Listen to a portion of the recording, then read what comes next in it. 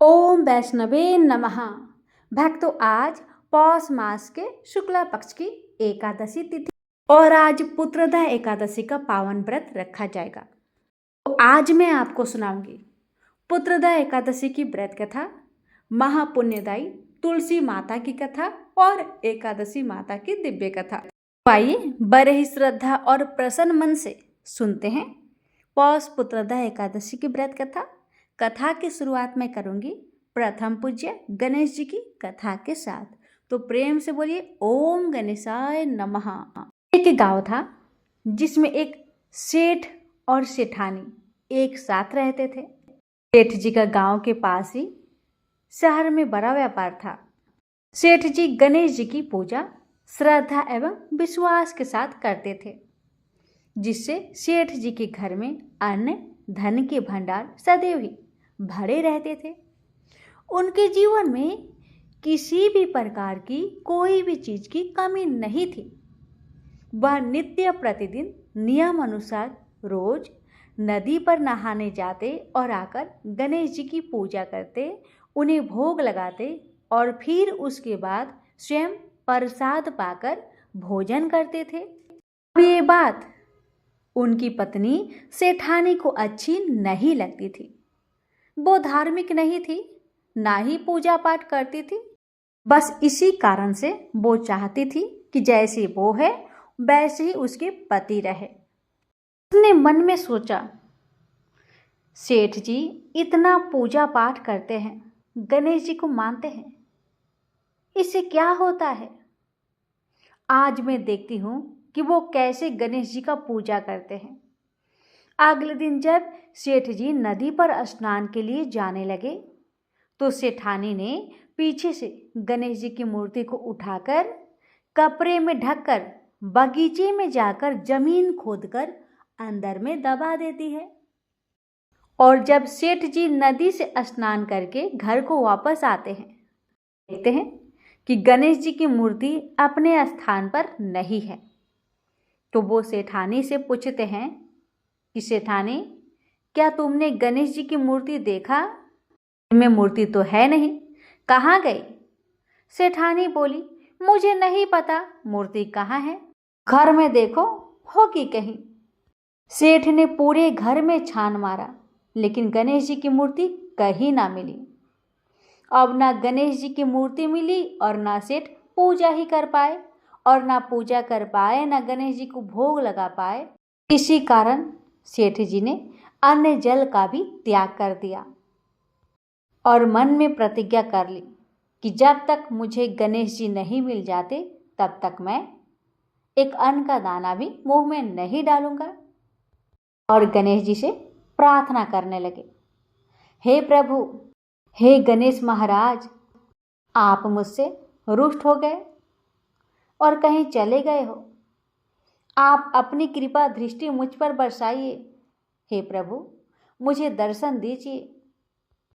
सेठ जी ने मन ही मन सोचा कि अब से जब तक आप मुझे नहीं मिल जाते, मुझे दर्शन नहीं देते, तब तक मैं अन्न जल का त्याग करता हूँ। उस दिन पूरा दिन निकल गया। रात्रि में सेठ जी की भक्ति से प्रसन्न होकर गणेश भगवान ने सपने में दर्शन दिए और एक छोटे से चूहे के साथ खेल रहे होते हैं और चूहे को खाने को लड्डू देते हैं। चूहा लड्डू लेकर बगीचे में जाता है और जमीन को खोदता है और लड्डू वहीं डाल देता है। अचानक सेठ जी की नींद खुल जाती है। सेठ जी बगीचे में जाते हैं और जहां पर चूहे ने लड्डू को खोद कर दबाया था, वहीं पर मिट्टी को खोदने लगते हैं। वो जगह वही थी जो उन्होंने सपने में देखा था, और वहीं से उनको थोड़ी सी जमीन खोदने पर कपड़े में लिपटे हुए गणेश जी की मूर्ति मिलती है। सेठ जी गणेश जी की मूर्ति की पूजा करके उनको यथास्थान स्थापित करते हैं और सेठानी के पूछने पर सारा वृत्तांत उन्हें सच सच बताते हैं। बात जानकर सेठानी को भी बहुत आश्चर्य हुआ और सेठानी जी भी मन ही मन श्रद्धा एवं विश्वास से गणेश जी की भक्त बन जाती है और सेठ जी से कहती है कि मुझसे बड़ी अपराध हो गया है। अब हम दोनों पति पत्नी प्रेम सहित गणेश भगवान की आराधना करेंगे एवं उनकी पूजा में कभी कोई कमी नहीं आने देंगे। यह सुनकर सेठ जी बहुत प्रसन्न हो जाते हैं और दोनों पति पत्नी गणेश भगवान जी को धन्यवाद करते हैं। प्रेम से बोलिए गणपति बप्पा मोरया। पॉज। पुत्रदा एकादशी व्रत कथा। महाराज युधिष्ठिर ने पूछा, हे भगवान, आपने सफला एकादशी का महात्म्य बताकर बड़ी कृपा की। अब कृपा करके यह बताइए कि पौष शुक्ल एकादशी का क्या नाम है, उसकी क्या विधि है और उसमें कौन से देवता का पूजन किया जाता है। भक्तवत्सल भगवान श्री कृष्ण बोले, हे राजन, इस एकादशी का नाम पुत्रदा एकादशी है। इसमें भी नारायण भगवान की पूजा की जाती है।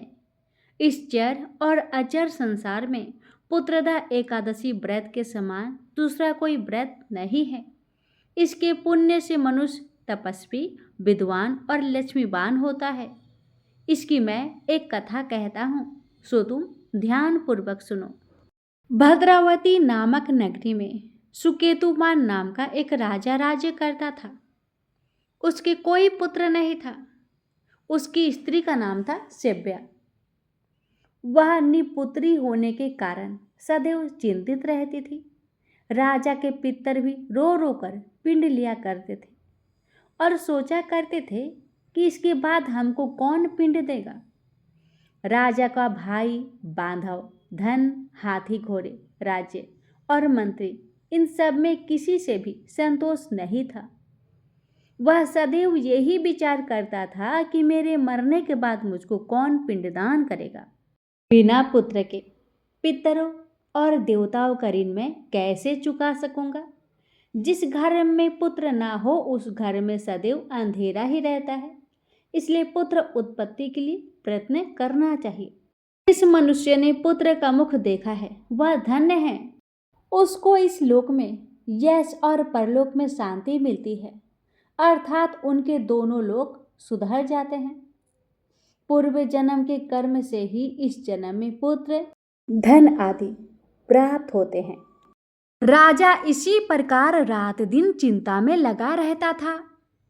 एक समय तो राजा ने अपने शरीर को त्याग देने का निश्चय किया, परंतु आत्मघात को महान पाप समझकर उसने ऐसा नहीं किया। एक दिन राजा ऐसा ही विचार करता हुआ अपने घोड़े पर चढ़कर वन को चला गया तथा पंछियों और वृक्षों को देखने लगा। उसने देखा कि वन में मृग, व्याघ्र, सुअर, सिंह, बंदर, सर्प आदि सब भ्रमण कर रहे हैं। हाथी अपने बच्चों और हथनियों के बीच घूम रहा है। इस वन में कहीं तो गीदड़ अपने कर्कश स्वर में बोल रहे हैं, कहीं उल्लू ध्वनि कर रही है। वन के दृश्यों को देखकर राजा सोच विचार में लग गया। इसी प्रकार आधा दिन बीत गया। वह सोचने लगा कि मैंने कई यज्ञ किए, ब्राह्मणों को स्वादिष्ट भोजन से तृप्त किया, फिर भी मुझको दुख प्राप्त हुआ, क्यों? राजा प्यास के मारे अत्यंत दुखी हो गया और पानी की तलाश में इधर उधर फिरने लगा। थोड़ी दूर पर राजा ने एक सरोवर देखा। उस सरोवर में कमल खिले थे तथा सारस, हंस, मगरमच्छ आदि विहार कर रहे थे। उस सरोवर के चारों तरफ मुनियों के आश्रम बने हुए थे। उसी समय राजा के दाहिने अंग फरकने लगे। राजा शुभ शकुन समझकर घोड़े से उतरकर मुनियों को दंडवत प्रणाम करके बैठ गया। राजा को देखकर मुनियों ने कहा, हे राजन, हम तुमसे बहुत प्रसन्न हैं। तुम्हारी क्या इच्छा है, सो कहो। राजा ने पूछा, महाराज आप कौन हैं और किस लिए यहाँ आए हैं, कृपा करके बताइए। मुनि कहने लगे, हे राजन, आज संतान देने वाली पुत्रदा एकादशी है। हम लोग विश्वदेव हैं और इस सरोवर में स्नान करने के लिए आए हैं। यह सुनकर राजा कहने लगा कि महाराज, मेरे भी कोई संतान नहीं है। यदि आप मुझ पर प्रसन्न हैं तो एक पुत्र प्राप्ति का वरदान दीजिए। मुनि बोले, हे राजन, आज पुत्रदा एकादशी है, आप अवश्य ही इसका व्रत करें। भगवान की कृपा से अवश्य ही आपके घर में पुत्र होगा। मुनि की वचनों को सुनकर राजा ने उसी दिन एकादशी का व्रत किया और द्वादशी को उसका पारण किया। इसके पश्चात मुनियों को प्रणाम करके महल में वापस आ गया। कुछ समय बीतने के बाद रानी ने गर्भ धारण किया और 9 महीने पश्चात उसके एक पुत्र हुआ। वह राजकुमार अत्यंत सूरवीर, यशस्वी और प्रजापालक हुआ। श्री कृष्ण बोले, हे राजन, पुत्र प्राप्ति के लिए पुत्रदा एकादशी का व्रत करना चाहिए। जो मनुष्य इस महात्म्य को पढ़ता या सुनता है उसे अंत में स्वर्ग की प्राप्ति होती है। एक समय जब देवगुरु बृहस्पति और देवराज इंद्र कैलाश पर्वत पर शंकर जी का दर्शन करने गए तो भगवान शंकर ने अपने भक्त की परीक्षा ली। उन जटाधारी दिगंबर ने उनके मार्ग में अवरोध डाला। यद्यपि वह तेजस्वी, शांत, लंबी भुजा और चौड़ी छाती वाले गौरवर्ण, अपने विशाल नेत्रों से युक्त तथा सिर पर जटा धारे वैसे ही बैठे थे, तथापि उन भगवान शंकर को न पहचान कर इंद्र ने उनका धाम आदि परिचय पूछा और कहा कि शंकर जी अपने स्थान पर है या कहीं गए हैं। हे भक्तों, इस पर उस तपस्वी ने कुछ नहीं कहा, परंतु त्रिलोकी नाथ के ऐश्वर्य से गर्वित होकर इंद्र कब चुप रहते। उन्होंने क्रोध कर तपस्वी को घुरक कर कहा, अरे मैं पूछता हूं, तू उत्तर क्यों नहीं देता? मैं अभी तुझे वज्र मारता हूं, फिर देखता हूं तुझ दुर्गति की रक्षा कौन करता है।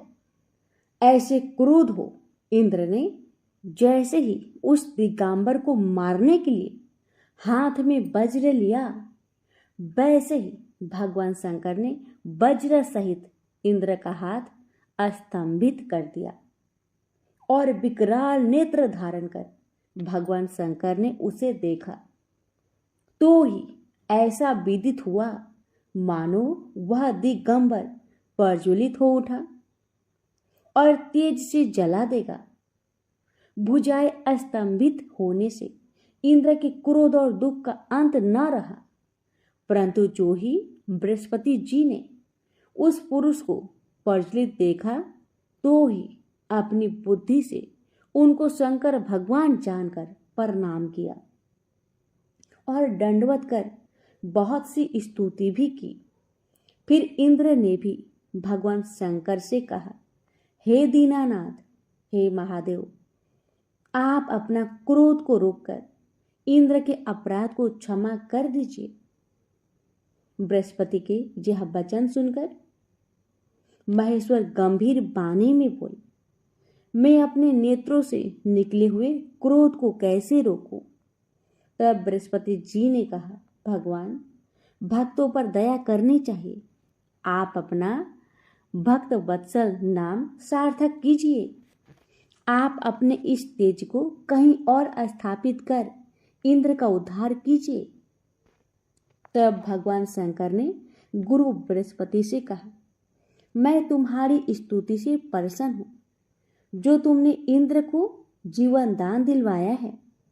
मैं विश्वास करता हूं कि मेरे नेत्रों की अग्नि अब इंद्र को पीड़ित न करेगी।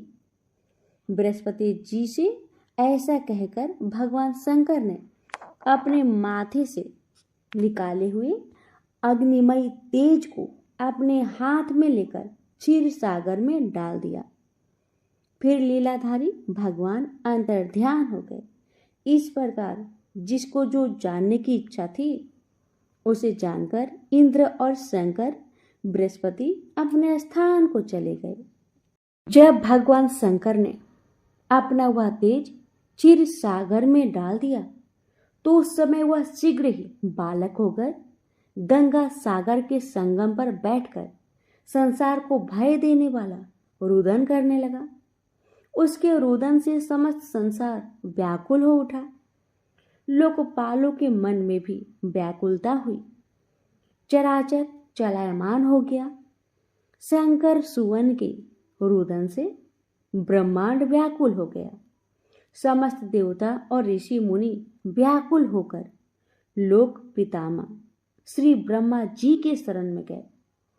सबने मिलकर श्री ब्रह्मा जी को प्रणाम किया और उनकी स्तुति की। फिर कहा कि हे पितामह, यह तो बड़ा भयंकर समय उपस्थित हुआ है। हे महायोगिन, इसका नाश कीजिए। तब देवताओं की ऐसी बात सुनकर श्री ब्रह्मा जी सत्यलोक से उतरकर उस बालक को देखने के लिए समुद्र तट पर आए। समुद्र ने ब्रह्मा जी को आता देखकर प्रणाम किया और बालक को उठाकर उनकी गोद में दे दिया।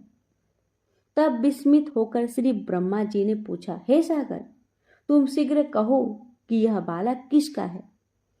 समुद्र ने विनम्र शब्दों में कहा, प्रभु, ये तो मैं नहीं जानता, किंतु मुझे इतना अवश्य ज्ञात है कि यह गंगा सागर के संगम पर प्रकट हुआ है। अतएव हे जगत गुरु, आप इस बालक का जात कर्म आदि संस्कार कीजिए। इसका जातक फल बताइए। हे भक्तों, सागर ब्रह्मा जी के गले में हाथ डालकर बार बार उन्हें आकर्षण कर रहा था। फिर तो उन्होंने ब्रह्मा जी का गला इतनी जोर से पकड़ा कि उससे पीड़ित हो ब्रह्मा जी के नेत्रों से आंसू टपकने लगे। किसी प्रकार से ब्रह्मा जी ने अपने दोनों हाथों का जोर लगाकर अपना गला छुड़ाया और सागर से कहा, हे सागर, सुनो, मैं तुम्हारे पुत्र का जातक फल कहता हूं। मेरे नेत्रों से जो यह जल निकला है, इस कारण इसका नाम जलंधर होगा। यह उत्पन्न होने के साथ ही तरुण हो गया है। इससे यह सब शास्त्रों का पारगामी, महापराक्रमी, महावीर, बलवान, महायोद्धा और रण दुर्मद होगा। यह बालक सब दैत्यों का अधिपति और भगवान विष्णु को जीतने वाला होगा तथा यह कहीं भी कभी नहीं हारेगा। एक भगवान शंकर को छोड़कर यह सबसे अवध्य होगा। जहां से उत्पन्न हुआ है फिर वहीं जाएगा।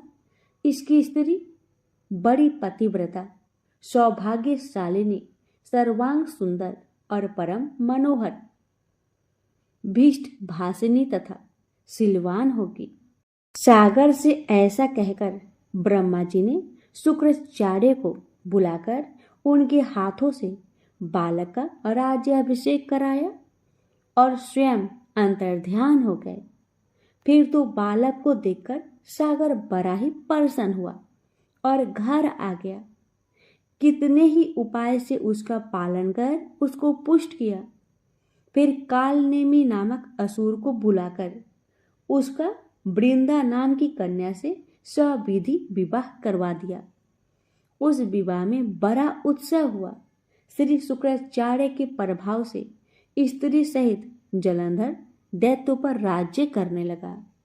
एक समय जब समुद्र का पुत्र जलंधर अपनी स्त्री वृंदा सहित असुरों से सम्मानित हुआ सभा में बैठा था, तभी गुरु शुक्राचार्य वहां पहुंचे, जिनके तेज से सब दिशाएं प्रकाशित हो गई। तब गुरु जी को आता देखकर असुरों सहित सागर पुत्र ने उठकर बड़े आदर से उन्हें प्रणाम किया। तेजस्वी गुरु जी ने सबको आशीर्वाद दिया। फिर उनको एक दिव्य आसन पर बैठाकर सब दैत्य भी यथा स्थान पर बैठ गए और सागर पुत्र ने नम्रता से यह प्रश्न किया, हे गुरुजी, राहु का सिर किसने काटा था? आप हमें यह बतलाइए। इस पर श्री शुक्राचार्य जी ने विरोचन पुत्र हिरण्यकशिपु और उसके धर्मात्मा पौत्र का परिचय देकर देवताओं और असुरों द्वारा समुद्र मंथन के संक्षेप में सब कथा कहकर यह बतलाया कि जब समुद्र से अमृत निकला तो उस समय देवरूप बनकर राहु भी अमृत पीने बैठ गया। इस पर इंद्र के पक्षपाती भगवान विष्णु ने राहु का सिर काट डाला। यह सुनने के साथ ही जलंधर ने नेत्र लाल हो गए। उसने बड़ा क्रोध किया। फिर अपने स्मर नामक दूत को बुलाकर गुरु का कहा हुआ सब वृत्तांत सुनाया और आज्ञा दी कि तुम शीघ्र ही इंद्रपुरी में जाकर इंद्र को मेरी शरण में लाओ। धमासर जलंधर का बड़ा निपुण दूत था। वह शीघ्र ही इंद्र की सुधर्मा नामक सभा में जा पहुंचा और उसने जलंधर के शब्द में इंद्र से कहा, हे देवता धम, तुमने समुद्र को क्यों मथा और मेरे पिता के सब रत्नों को क्यों ले लिया? ऐसा करके तुमने अच्छा नहीं किया। यदि तू अपना भला चाहता है तो उन सब रत्नों सहित देवताओं के साथ मेरी शरण में आ जा, अन्यथा हे सुराधम, मैं सत्य कहता हूं कि तेरा राज्य ध्वंस कर दूंगा।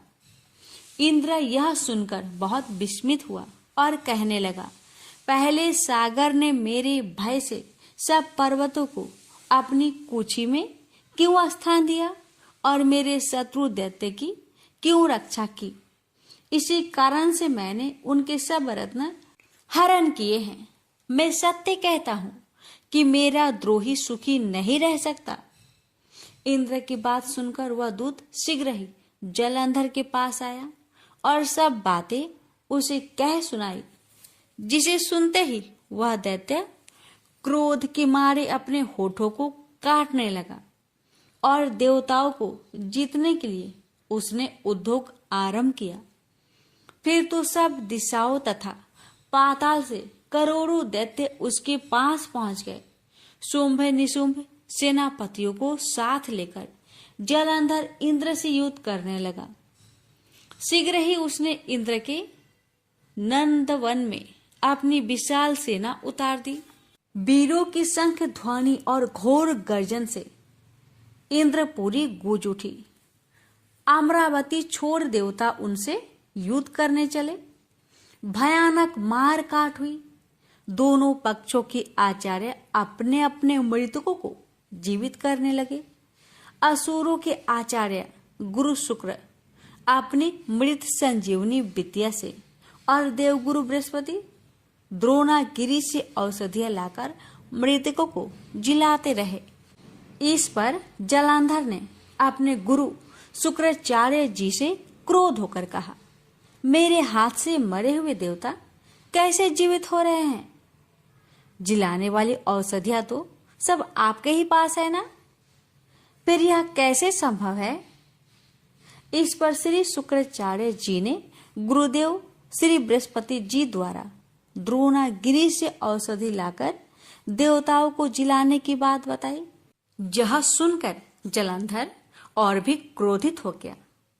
श्री शुक्राचार्य जी ने कहा, क्रोध क्यों होते हो? यदि शक्ति है तो द्रोणागिरी पर्वत को उखाड़कर समुद्र में फेंक दो, तब मेरे कथन की सत्यता प्रमाणित हो जाएगी। इस पर जलंधर क्रोधित होकर शीघ्र ही द्रोणागिरी पर्वत के पास जा पहुंचा और अपनी भुजाओं द्वारा उसे जड़ से ही उखाड़कर समुद्र में फेंक दिया। यह तो भगवान शंकर का तेज था। इसमें जलंधर की कोई विचित्रता नहीं थी। तत्पश्चात यह सागर पुत्र युद्ध भूमि में आकर बड़े वेग से देवताओं का संहार करने लगा। जब गुरु बृहस्पति औषधि लेने के लिए द्रोणागिरी पर्वत पर पहुंचे तो द्रोणागिरी की जगह वहां पर उन्हें सूना मैदान मिला। तब वह भयभीत होकर देवताओं के पास आए और कहा कि युद्ध बंद कर दो, तुम लोग अब जलंधर को नहीं जीत सकोगे। पहले इंद्र ने जो भगवान शंकर का अपमान किया था, यह उसी का फल है। यह सुनकर देवता युद्ध की आशा त्याग अत्यंत ही चले गए। इंद्र आदि सब देवताओं ने गुफाओं में शरण ली। तब श्री नारद जी ने कहा, जब जलंधर को अपनी खोज में आते देखकर इंद्र आदि देवता भय कंपित होकर वहां से भी भाग निकले। वह भागकर बैकुंठ में भगवान विष्णु के पास पहुंचे। फिर सब देवताओं ने अपनी रक्षा के लिए उनकी स्तुति की। देवताओं की उस दीन वाणी को सुनकर करुणा सागर भगवान विष्णु ने उनसे कहा, हे देवताओं, तुम भय को त्याग दो। युद्ध में मैं शीघ्र ही उस जलंधर को देखूंगा। ऐसा कहने के साथ ही भगवान गरुड़ पर जा बैठे। तब देवताओं सहित उन्हें युद्ध क्षेत्र की ओर प्रयाण करते देख समुद्र तनया लक्ष्मी के नेत्रों में जल भराया और उन्होंने कहा, हे नाथ, यदि मैं सर्वदा आपकी प्रिय हूं और भक्त हूं तो मेरा भाई आप द्वारा युद्ध में कैसे मारा जाना चाहिए। इस पर भगवान विष्णु ने कहा, यदि तुम्हारी ऐसी ही प्रीति है तो मैं उसे अपने हाथों से नहीं मारूंगा, परंतु युद्ध में तो मैं जाऊंगा ही, क्योंकि देवताओं ने मेरी बड़ी स्तुति की है। ऐसा कहकर शंख चक्र गदा पद्मधारी भगवान विष्णु गरुड़ पर चढ़े और शीघ्र ही युद्ध स्थान पर जा पहुंचे, जहां पर जलंधर विद्यमान था। विष्णु के तेज से कंपित देवता सिंहनाद करने लगे। फिर तो अरुण के अनुज गरुड़ के पंखों की प्रबल वायु से पीड़ित हो दैत्य इस प्रकार घूमने लगे जैसे आंधी से बादल आकाश में घूमते हैं। तब अपने वीर दैत्य को पीड़ित होते देखकर जलंधर ने क्रोध होकर भगवान विष्णु को कठोर वचन कहकर उन पर पूरी ताकत से आक्रमण कर दिया। दैत्यों के तीक्ष्ण प्रहारों से व्याकुल देवता इधर उधर भागने लगे। इस प्रकार भयभीत देखकर गरुड़ पर चढ़े भगवान विष्णु युद्ध में आगे बढ़े। उन्होंने अपना सारंग नामक धनुष उठाकर बड़े जोर से टंकार किया। इससे त्रिलोक गूंज उठा। पल मात्र में ही भगवान विष्णु ने हजारों दैत्यों के सिर काट गिराए। यह देखकर जलंधर की क्रोध की सीमा न रही। फिर तो भगवान विष्णु और जलंधर में महान संग्राम हुआ। बाणों से आकाश भर गया। लोग आश्चर्य करने लगे। भगवान विष्णु ने अपने बाणों के वेग से उस दैत्य की ध्वजा, रथ और धनुष बाण से काट डाले तथा एक बाण से उसकी छाती पर प्रहार किया। इससे व्यतीत हो उसने अपनी प्रचंड गदा उठाकर गरुड़ के मस्तक पर दे मारी। गरुड़ पृथ्वी पर गिर पड़ा। साथ ही क्रोध से उस दैत्य ने अपने होठों को काटे और भगवान विष्णु की छाती में भी तीक्ष्ण बाण मारा। इसके उत्तर में भगवान विष्णु ने उसकी गदा काट दी और अपने सारंग धनुष पर बाण चढ़ाकर उसको बिधना आरंभ किया। जलंधर भी उन पर अपने पैने बाण बरसाने लगा। उस समय जलंधर ने भगवान को कई पैने बाण मारकर उनके दिव्य धनुष को काट दिया। धनुष कट जाने पर भगवान ने गदा ग्रहण कर ली और शीघ्र ही जलंधर को खींचकर मारी, परंतु उस अग्निवत अमोघ गदा की मार से भी वह चलायमान न हुआ और मदोमंद हाथी के समान उसे यानी गदा की भी मार को फूल की माला ही जाना। साथ ही उस युद्ध दुर्मद ने अत्यंत ही क्रोधित होकर अग्निमुख त्रिशूल उठाकर भगवान विष्णु पर छोड़ दिया। भगवान ने शिव जी की चरणों को स्मरण कर नंदक नामक त्रिशूल से उसके त्रिशूल को छेद दिया। जलंधर ने झटपट भगवान की छाती में एक मुष्टिक मारा। इसके उत्तर में भगवान विष्णु ने भी उसकी छाती पर अपनी मुष्टिका का प्रहार किया। फिर दोनों घुटने टेक कर बाहों और मुष्टिकों से वायुयुद्ध करने लगे। कितनी ही देर तक भगवान उसके साथ युद्ध करते रहे। जब वे कुछ श्रमित से हो गए तब सर्वश्रेष्ठ मायावी से भगवान उस दैत्य से मेघबानी में बोले, हे रन दुर्मद दैत्य श्रेष्ठ, तू धन्य है जो इस महायुद्ध में इतने बड़े बड़े आयुधों से भी भयभीत ना हुआ। तेरे इस युद्ध से मैं बड़ा प्रसन्न हूं। तू जो चाहे वर मांग, मैं अदय वस्तु भी आज तुझे दे दूंगा।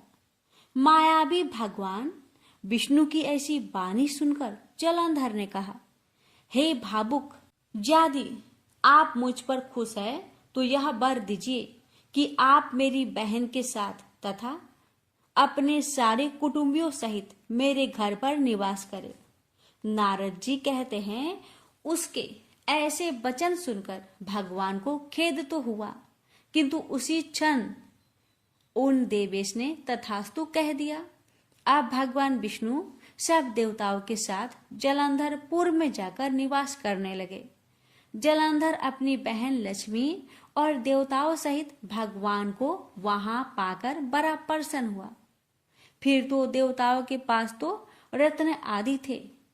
उनके स्थान पर दैत्य को स्थापित करके जलंधर पृथ्वी पर आ गया। निशुंभ को पाताल में स्थापित कर दिया और देव, दानव, यक्ष, गंधर्व, सर्प, राक्षस, मनुष्य आदि सबको अपना वशवर्ती बनाकर त्रिभुवन पर शासन करने लगा। उसने धर्मानुसार सुपुत्रों के समान प्रजा का पालन किया। उसके धर्म राज्य में सभी सुखी थे। हे राजन, इस प्रकार उनको धर्म पूर्वक राज्य करते देखकर देवता क्षुब्ध हो गए। उन्होंने देवाधिदेव भगवान शंकर का मन में स्मरण करना प्रारंभ कर दिया और कितने ही प्रकार से उनकी स्तुति की। तब भक्तों की कामना पूरी करने वाले शंकर जी ने नारद जी को बुलाकर देव कार्य करने की इच्छा से उनको देवपुरी भेजा। शंकर भक्त नारद भगवान शंकर की आज्ञा से देवपुरी में गए। इंद्र आदि सभी देवता व्याकुल हो शीघ्रता से उठकर श्री नारद जी की स्तुति करने लगे। उत्कंठा भरी दृष्टि से सबने नारद जी की ओर देखा। अपने सब दुखों को कहकर उन्हें नाश करने की प्रार्थना की।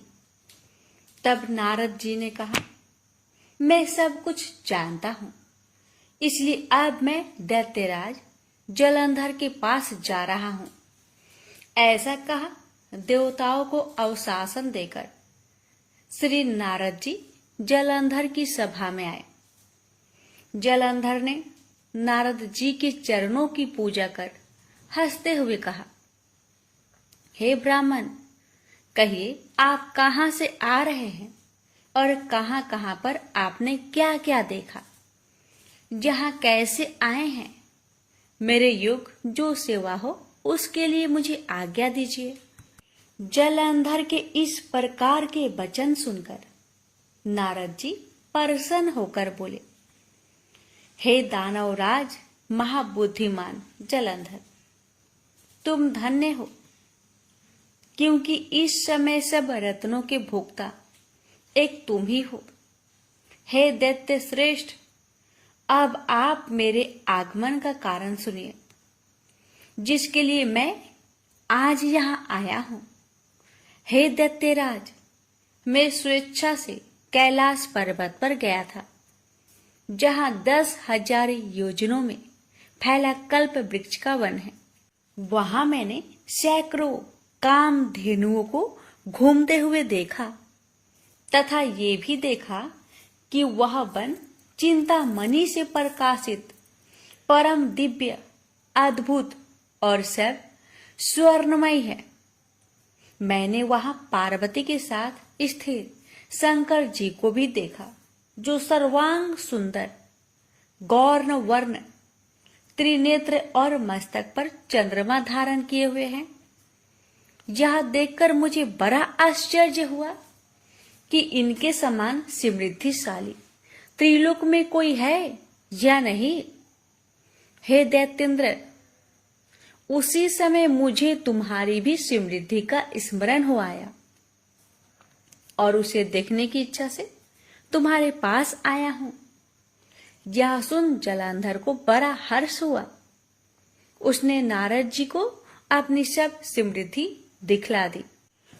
उसे देखकर देवताओं का कार्य करने के इच्छुक से प्रेरित नारद ने जलंधर की बड़ी प्रशंसा की और कहा, निश्चय ही तुम त्रिलोकपति होने के योग्य थे। तुम्हारे लिए ऐसा होना कोई विचित्र बात नहीं। मैं देखता हूं कि तुम्हारे पास सब कुछ है, किसी बात की कमी नहीं है। एरावत, उच्च सर्वा घोरा, कल्प वृक्ष और कुबेर की निधि तुम्हारे पास है। मणियों और रत्नों का ढेर भी तुम्हारे पास लगे हुए हैं। ब्रह्मा जी का हंसयुक्त विमान भी तुम्हारे पास है और धूलोक, पाताल और पृथ्वी पर जितने भी रत्न आदि है वह सब तुम्हारे ही तो है। मैं तुम्हारे इस प्रकार के रत्न ऐश्वर्य को देखकर बड़ा प्रसन्न हूं, परंतु तुम्हारे पास कोई स्त्री रत्न नहीं है, इसलिए तुम्हारा यह सब कुछ फीका है। तुम कोई स्त्री रत्न ग्रहण करो। नारद जी के इस प्रकार के वचन सुनकर दैत्य काम से व्याकुल हो गया। उसने नारद जी को प्रणाम करके पूछा कि ऐसी स्त्री कहाँ मिलेगी जो सब रत्नों में श्रेष्ठ हो। यदि ऐसा रत्न कहीं मिले तो मैं उसे अवश्य लाऊंगा। देवऋषि नारद बोले, ऐसा रत्न तो कैलाश पर्वत पर योगी पुरुष शंकर के पास ही है। उसकी सर्वांग सुंदरी पत्नी देवी पार्वती बहुत ही मनोहर है। उसके समान सुंदरी मैंने आज तक नहीं देखी। शंकर से बढ़कर समृद्धिवान दूसरा कोई नहीं है। उनके इस रत्न की सी महिमा तीनों लोक में कहीं पर भी नहीं है। तभी तो परम विरक्त आत्मराम शंकर भी उसके बस में हो गए हैं। देवऋषि नारद उस दैत्य से ऐसा कहकर अन्य कार्य करने की इच्छा से आकाश मार्ग से चले गए। राजा पृथु ने नारद जी से पूछा, हे नारद जी, तब दैत्य राज ने क्या किया, वह सब मुझे विस्तार से बतलाइए। नारद जी ने बताया कि उनके चले जाने पर जलंधर ने अपने राहु नामक दूत को बुलाकर कैलाश पर जाने की आज्ञा दी और कहा कि वहां पर एक जटाधारी शंभु नामक योगी रहता है। उससे मेरा ऐश्वर्य कहकर उसकी सर्वांग सुंदरी भामिनी को मेरे लिए मांग लाओ।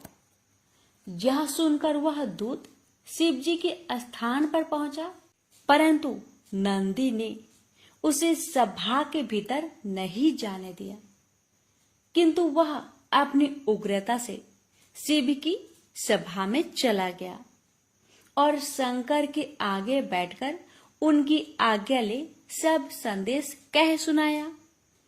फिर तो राहु नामक दूत के ऐसा कहते ही भगवान शूल पानी के आगे पृथ्वी फोड़कर एक शब्द वाला पुरुष प्रकट हो गया, जिसका सिंह के समान मुख था और जो कि मानो दूसरा नरसिंह था।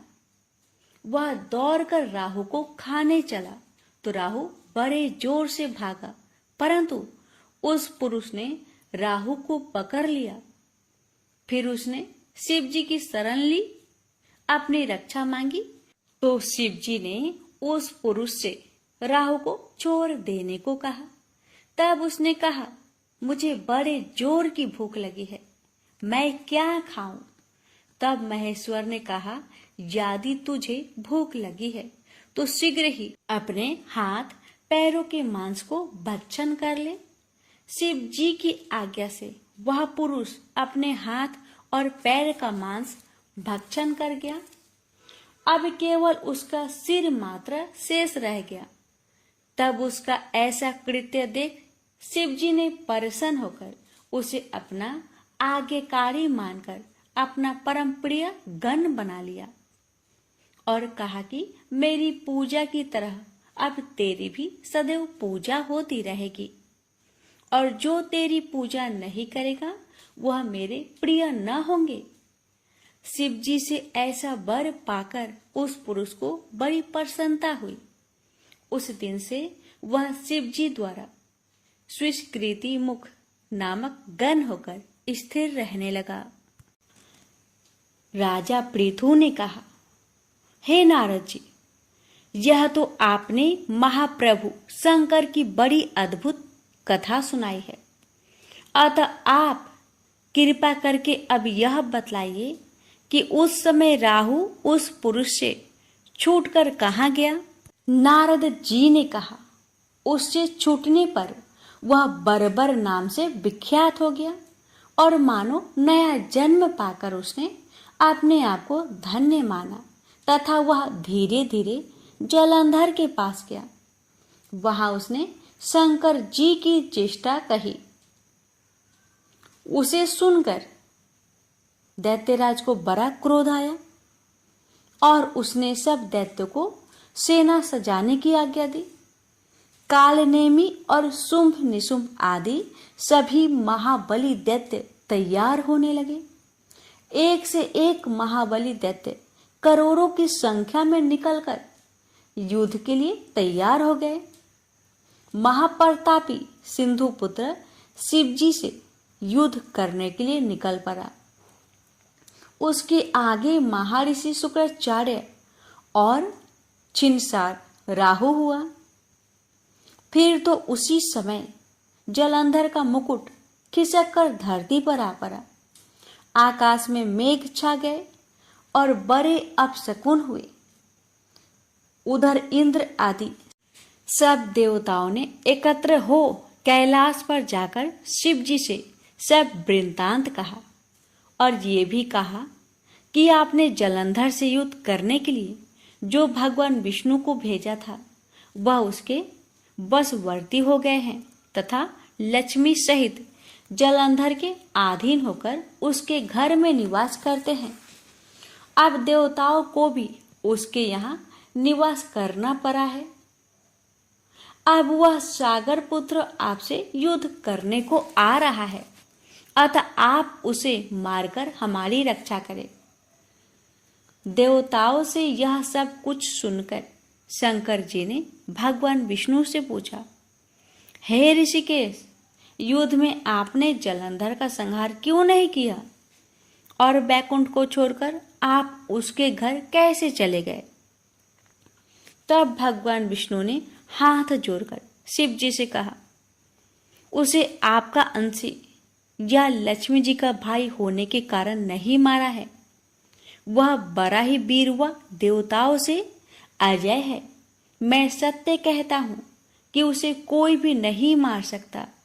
इस पर लक्ष्मी ने मुग्ध होकर और मैंने स्वयं उसके घर में रहने का वर दे दिया है, इसलिए मैं उसके घर में रहता हूँ।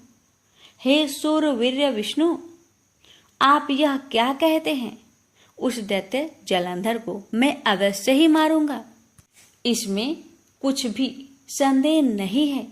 अब आप सब देवता जलंधर को मेरे द्वारा ही मारा गया जान अपने स्थान को जाइए। जब शंकर जी ने ऐसा कहा तो सब देवता संदेह रहित होकर अपने अपने स्थान को चले गए।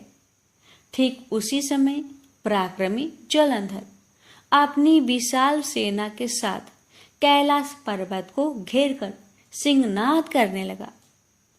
दैत्यों के नाद और कोलाहल से शिवजी क्रोध हो गए। उन्होंने अपने नंदी आदि गणों को उसके साथ युद्ध करने की आज्ञा दे दी। कैलाश पर्वत के पास भीषण युद्ध होने लगा। दैत्यों ने अनेक प्रकार के अस्त्र शस्त्र बरसाने शुरू किए। भेरी, मृदंग, शंख और तीरों तथा हाथी, घोड़ों व रथों के शब्द से धरती कांपने लगी। युद्ध में कट कर मरे हुए हाथी, घोड़े और पैदलों का पहाड़ सा लग गया, जिससे कि युद्ध भूमि और भी आगमयी हो गई। दैत्यों के आचार्य श्री शुक्राचार्य अपनी मृत संजीवनी विद्या से सब दैत्यों को जिलाने लगे। यह देखकर शिव जी के गण व्याकुल हो गए और उनके पास जाकर सारा वृत्तांत सुनाया। यह सुनकर भगवान रुद्र के क्रोध की सीमा ना रही। वह अपने भयंकर रूप से दिशाओं को प्रज्वलित करने लगे। फिर तो उस समय उनके मुख से एक बड़ी भयंकर कन्या उत्पन्न हुई, जिसकी की दोनों जंघाएं ताल वृक्ष के समान थी। वह युद्ध भूमि में जाकर सब असुरों का चरवन करने लगी। युद्ध भूमि में इस तरह विचरते हुए वह शुक्राचार्य जी के पास पहुंची और शीघ्र ही उन्हें अपने अंदर में गुप्त कर लिया और फिर स्वयं भी अंतर्ध्यान हो गई। शुक्र के गुप्त हो जाने से दैत्यों का मुख मलिन पड़ गया और वह युद्ध छोड़कर भागने लगे। इस पर शुभ, निशुंभ और काल नेमी आदि सेनापतियों ने अपने भागते हुए वीरों को रोककर शिव गणों पर बड़ा कठिन प्रहार किया और ऐसा ही शिव जी के नंदी आदि वीर गणों ने, जिनमें गणेश और स्वामी कार्तिकेय भी थे, उन्होंने अपने गणों को रोककर दैत्यों से भीषण युद्ध किया। उस समय शिव जी के गण प्रबल थे। उन्होंने जलंधर, शुभ, निशुंभ, महासुर, कालनेमी आदि को पराजित कर दिया। यह देखकर सागर पुत्र जलंधर एक रथ पर, जिस पर लंबी पताका लगी हुई थी, उस पर चढ़कर युद्ध भूमि में संग्राम करने लगा। इधर जय और शील नामक शंकर के गण भी संग्राम में तत्पर होकर गरजने लगे। इस प्रकार दोनों सेनाओं के हाथी, घोड़े, शंख, भेरी तथा दोनों और के सिंहनाद से धरती त्रस्त हो गई। तत्पश्चात जलंधर ने कुहरे के समान बाणों को चला धरती से लेकर आकाश तक व्याप्त कर दिया और नंदी को 5, गणेश जी को 5 और वीरभद्र को साथ ही 20 बाण मारकर उनके शरीर को छेद दिया और मेघ के समान गर्जना करने लगा।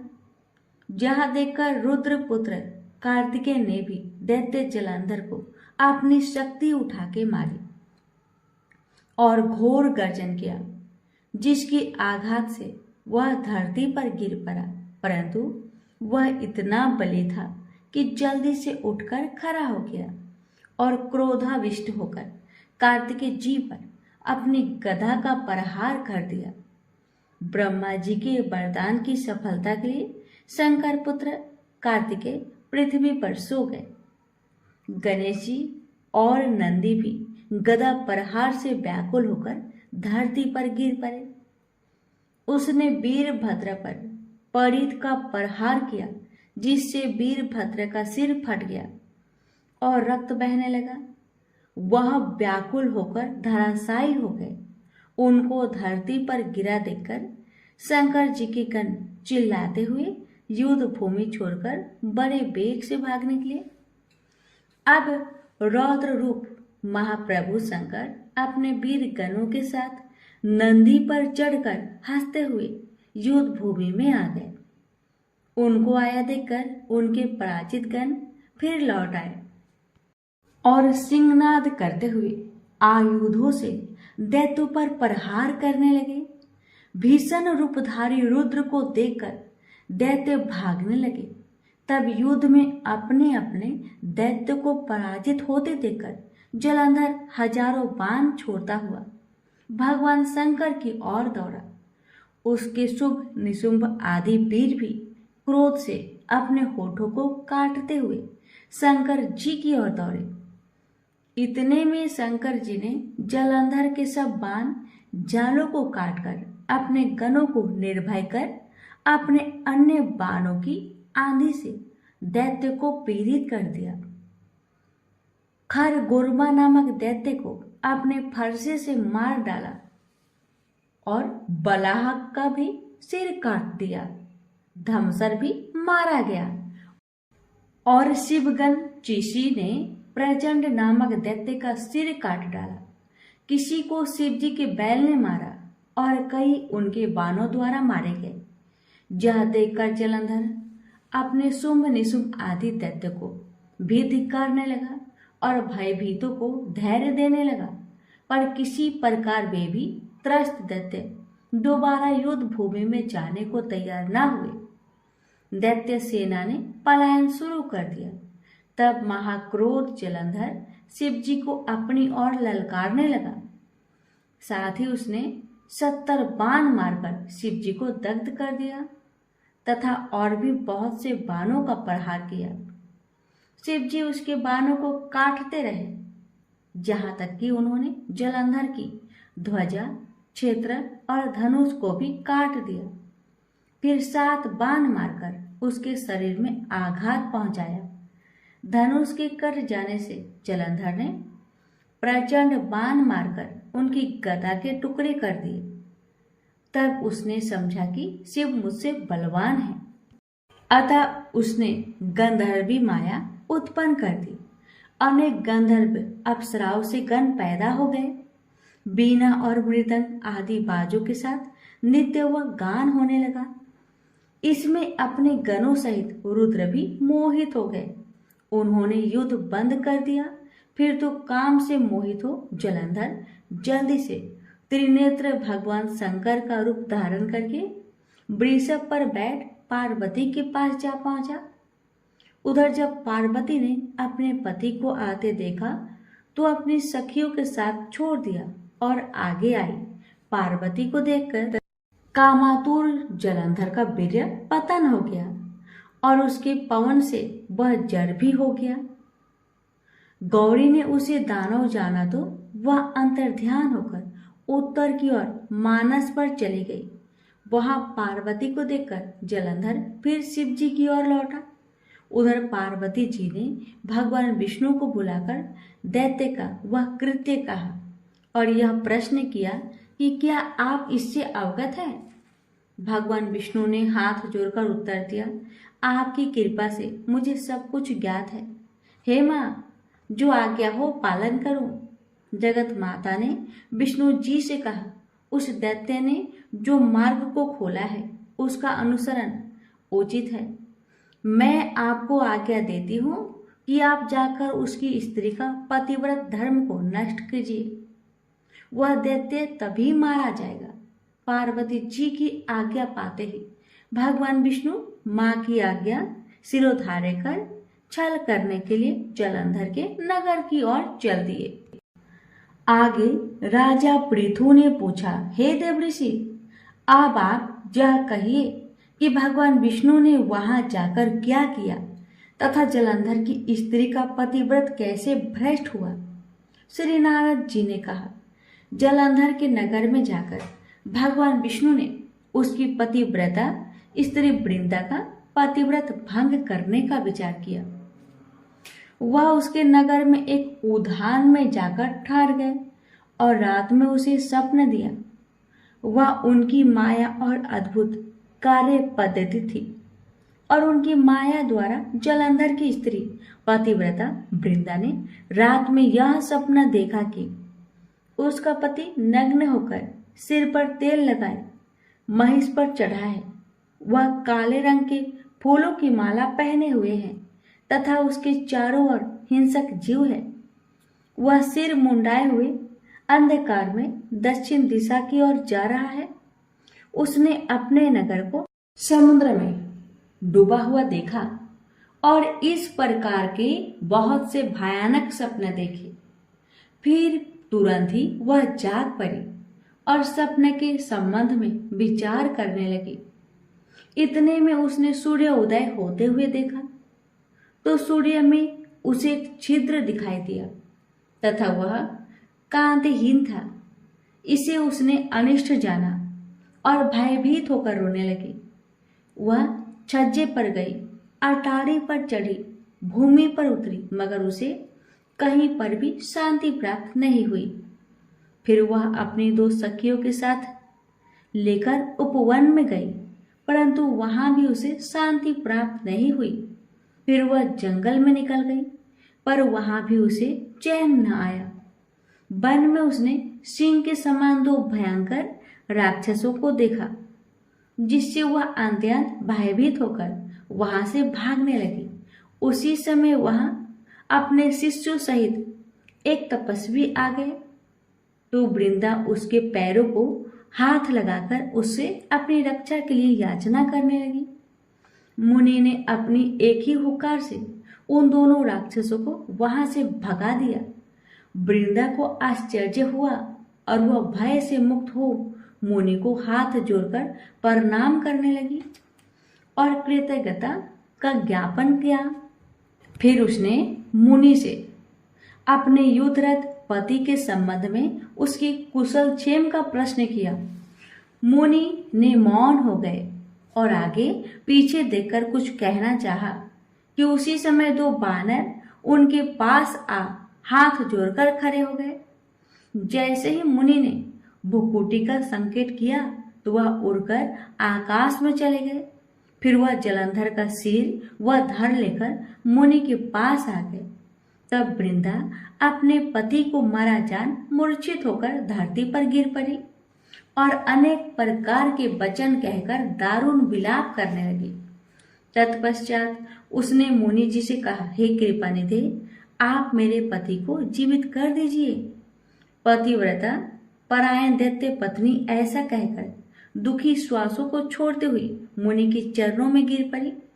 तब मुनीश्वर ने कहा, यह शिवजी द्वारा युद्ध में मारा गया है, अतः यह जीवित नहीं हो सकता, क्योंकि जिसे भगवान शंकर मार देते हैं वह कभी जीवित नहीं हो सकता। परंतु शरणागत की रक्षा सनातन धर्म है, अतः कृपा करके मैं इसे जिला देता हूँ। श्री नारद जी कहते हैं कि वह मुनि साक्षात विष्णु भगवान थे, जिन्होंने यह सब माया फैलाई थी। वह वृंदा के पति को जीवित करके अंतर्ध्यान हो गए। जलंधर ने उठकर वृंदा का आलिंगन किया और उसका मुंह चूमा। वृंदा भी पति को जीवित देखकर बहुत खुश हुई और अब तक हुई सब बातों को सपना समझा। इसके पश्चात वृंदा सकाम हो बहुत दिन तक अपने पति के साथ विहार करती रही। एक दिन उसने संभोग काल के अंत में भगवान विष्णु को पहचान लिया। तब वह उन्हें प्रताड़ित करती हुई बोली, हे पर स्त्री से गमन करने वाले विष्णु, तुम्हारे शील को धिक्कार है। मैंने जान लिया है कि वह मायावी तपस्वी तुम ही थे। हे राजन, ऐसा कहकर क्रोध हो पतिव्रता ने अपने तेज को प्रकट करते हुए श्राप दिया। जो तुमने अपनी माया से 2 राक्षस मुझको दिखाए थे, वही दोनों राक्षस किसी समय तुम्हारी भी स्त्री का हरण करेंगे और उसके विरह में दुखी होकर तुम वानरों की सहायता से वन में भ्रमण करोगे और वह सर्वेश्वर जो इस समय तुम्हारा शिष्य बना हुआ है, वह वहां पर तुम्हारा साथी रहेगा। ऐसा कहकर पतिव्रता वृंदा भगवान विष्णु के लाख माना करने पर भी अग्नि में प्रवेश कर गई। ब्रह्मा आदि देवता आकाश से उसका प्रवेश देखते रहे। वृंदा के शरीर का तेज श्री पार्वती जी के शरीर में चला गया और आकाश में जय जयकार होने लगी। पतिव्रत धर्म के प्रभाव से वृंदा ने मुक्ति प्राप्त की। तब राजा पृथु ने पूछा, हे देवऋषि, इसके पश्चात युद्ध में क्या हुआ तथा वह दैत्य कैसे मारा गया? कृपा करके उस कथा को मुझसे कहिए। नारद जी ने कहा कि जब गिरिजा वहां से अदृश्य हो गई और गंधर्वी माया भी विलीन हो गई, तब भगवान वृषभध्वज चैतन्य हो गए। उन्होंने लौकिकता व्यक्त करते हुए बड़ा क्रोध किया। फिर भगवान शंकर जलंधर से युद्ध करने लगे। जलंधर शंकर के बाणों को काटने लगा, परंतु जब काट ना सका तो उसने माया की पार्वती बनाकर अपने रथ से बांध ली, जो विलाप कर रही थी। तब अपनी प्रिया पार्वती को इस तरह कष्ट में पड़ा देखकर शंकर जी लौकिक लीला दिखाते हुए सांसारिक जनों की तरह व्याकुल हो गए और उन्होंने अग्निपुंज की तरह भयंकर रौद्र रूप धारण किया। उनके रौद्र रूप को देखकर कोई भी दैत्य उनके सामने खड़ा होने में समर्थ ना हो सका। यहाँ तक कि शुंभ निशुंभ भी युद्ध में स्थित होने को समर्थ ना हो सके। जलंधर की सारी माया क्षण भर में नष्ट हो गई। युद्ध में चारों ओर हाहाकार होने लगा। शिव जी ने उन भागते शुंभ निशुंभ को शाप देकर बड़ा धिक्कारा और कहा, तुम दोनों बड़े दुष्ट हो, तुमने मेरा बड़ा अपराध किया है। तुम पार्वती को मारते थे और अब युद्ध से भागते हो। भागते को मारना पाप है, इसलिए अब मैं तुम्हें नहीं मारूंगा, परंतु गौरी तुम्हें अवश्य मारेगी। शिव जी के ऐसा कहने पर समुद्र पुत्र जलंधर क्रोध में अग्नि के समान प्रज्वलित हो गया और उसने शिव जी पर घोर बाणों की वर्षा करके धरती पर अंधकार फैला दिया। तब उस दैत्य की ऐसी चेष्टा देखकर शंकर जी बड़े ही क्रोधित हुए तथा उन्होंने अपने बनाए हुए सुदर्शन चक्र को चलाकर उसका सिर काट लिया।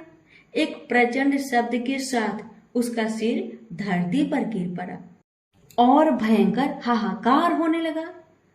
अंजल पर्वत के समान उसके शरीर के 2 खंड हो गए। उसके रुधिर से संग्राम भूमि व्याप्त हो गई, सारी धरती बेहाल हो गई। शिव जी की आज्ञा से उसका रक्त और मांस महासौरव में जाकर रक्त का कुंड हो गया तथा उसके शरीर का तेज निकलकर शंकर जी के शरीर में वैसे ही प्रवेश कर गया जैसे कि वृंदा का तेज गौरी जी के शरीर में प्रवेश हुआ था। जलंधर को मरा हुआ देखकर देवता और गंधर्व सब प्रसन्न हो गए। अब ब्रह्मा आदि देवताओं ने नतमस्तक होकर शंकर जी की बड़ी स्तुति की और बोले, हे प्रभु, आप प्रकृति से परे पर ब्रह्मा और परमेश्वर है। आप निर्गुण निर्विकार व सबके ईश्वर होकर भी नित्य अनेक प्रकार के कर्मों को करते हैं। हे शंकर जी, हम ब्रह्मा आदि सब देवता आपके दास हैं। हे देवेश, हे शिव जी, आप प्रसन्न होकर हमारी रक्षा कीजिए। हे नाथ, हम आपकी प्रजा हैं तथा हम सदा आपकी शरण में रहते हैं। राजा पृथु से नारद जी ने कहा, जब इस प्रकार ब्रह्मा आदि सब देवताओं और मुनियों ने शिव जी की अनेक प्रकार से स्तुति करके उनके चरण कमलों का ध्यान किया, तब उसे सुन देवताओं को वर देकर शिव जी वहीं पर अंतर्ध्यान हो गए। तत्पश्चात शिव जी का यश गाते हुए सब देवता प्रसन्न होकर अपने अपने स्थान को चले गए। महेशाख्यान से जलंधर का यह युद्ध चरित्र बड़ा पुण्यप्रद और सब पापों का नाश करने वाला है। यह सब सुखदायक और महेश को भी आनंददायक है। जो इन दोनों आख्यानों को पढ़ेगा और सुनेगा वह सुखों को भोगकर अंत में अमर पद को पाएगा। तो भक्तों, ये थी तुलसी महात्म्य संपूर्ण कथा। जो श्रद्धा से सुनता है या सुनाता है उसकी सभी मनोकामना अवश्य पूरी होती है। 11 माता की पवित्र कथा हमें सिखाती है कि पुण्य कर्म और करुणा का फल अवश्य मिलता है। बहुत समय पहले की बात है। एक गांव में एक युवक की नई नई शादी हुई थी। एक दिन वह सुंदर वस्त्र पहनकर अपनी पत्नी को लाने के लिए पहली बार ससुराल जा रहा था। रास्ते में उसने देखा कि एक गाय माता तालाब में कीचड़ में फंस गई है। वह गाय पानी पीने के लिए तालाब में उतरी थी, पर कीचड़ में फंस जाने के कारण बाहर नहीं निकल पा रही थी।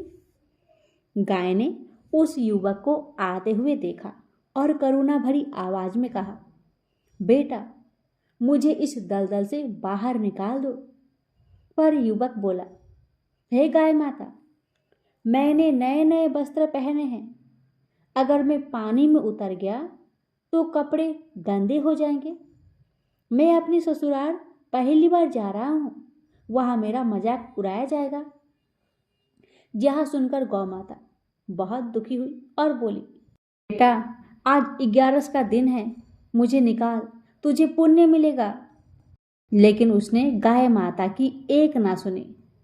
गाय माता ने कहा, तू अपना रूप पर अहंकार कर रहा है, जा, 8 पहर बाद तुझे इसका फल अवश्य मिलेगा। ऐसा कहकर उन्होंने कहा, तू गधा बन जाएगा।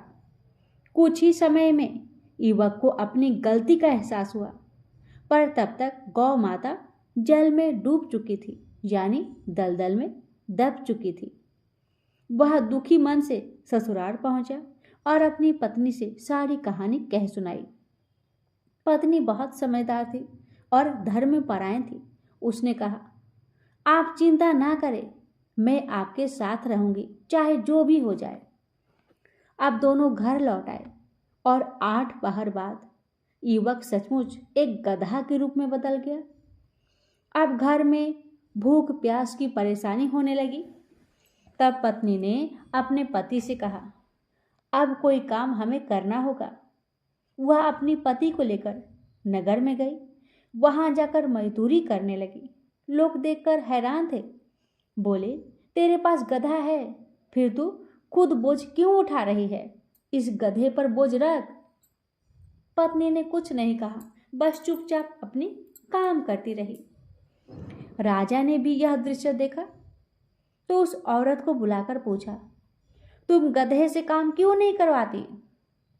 तब उस स्त्री ने रोते हुए सारी वृत्तांत राजा को कह सुनाई कि यह गधा नहीं, ये तो मेरा पति है, जिसे गाय माता के श्राप के कारण यह रूप मिला है।